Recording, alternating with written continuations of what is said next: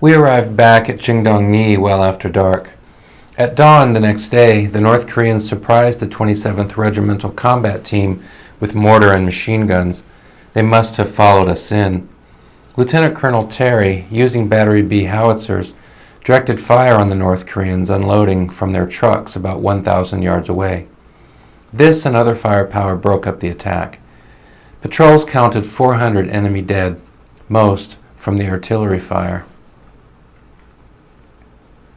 The site where A had set up was in a cleared area, perhaps a schoolyard on the edge of Qingdong-ni.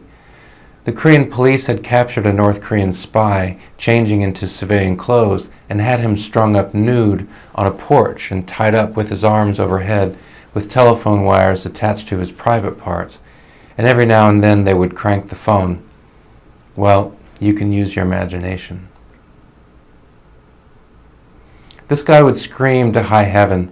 Our commander made the police cut him down. However, they left him tied up.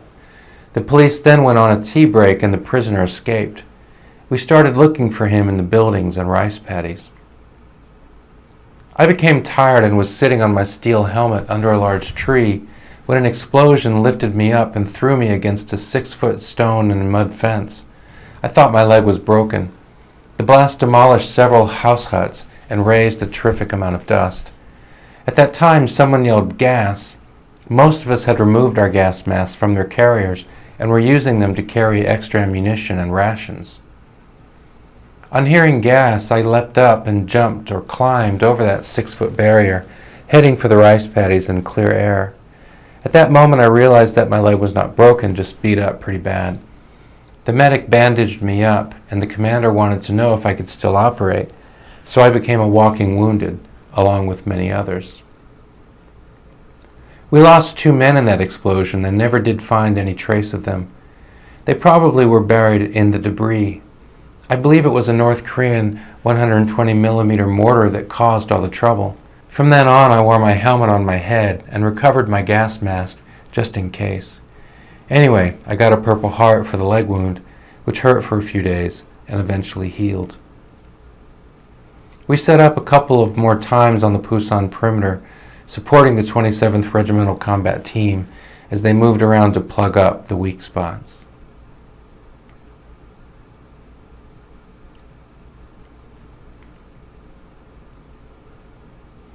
In mid-August of 1950, General Walker of the 8th Army sent the Wolfhounds, the 27th Infantry Regiment, and their artillery, the 8th Field Artillery Battalion, to reinforce the South Korean division north of Daegu.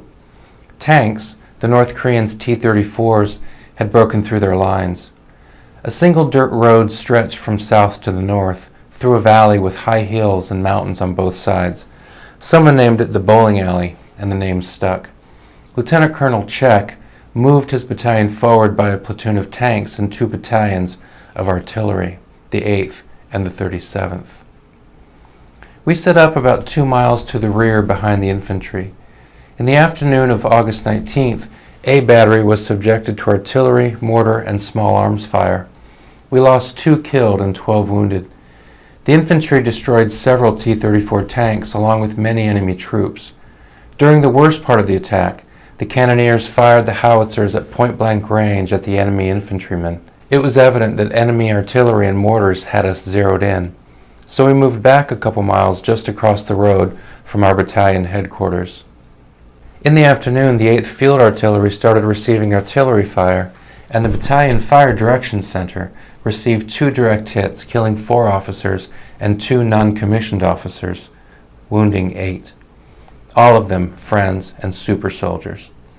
Lieutenant Louis Millett, later awarded the Medal of Honor, jumped on a truck that had a .50 caliber machine gun mounted on it and sprayed the surrounding hills, trying to hit the North Korean directing the fire, with results unknown. However, no incoming was received the rest of the day. As for A Battery, we were positioned on a sloping hillside with a Korean cemetery on our right flank.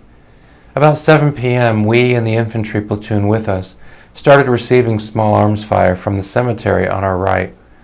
Quad .50 caliber and twin 40mm anti-aircraft vehicles that supported the infantry platoon repulsed the attack, killing an estimated 60 enemy soldiers.